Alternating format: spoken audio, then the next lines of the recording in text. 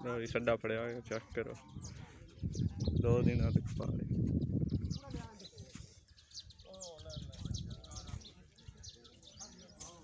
वो घोड़ी आखनी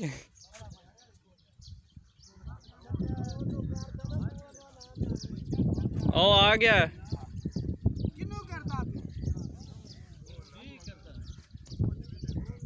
आ घोड़ी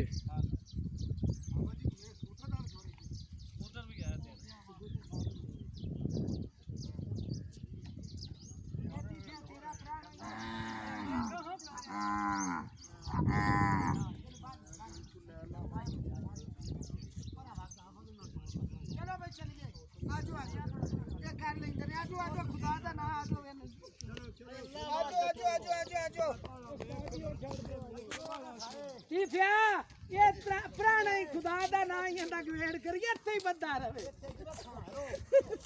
आ जाओ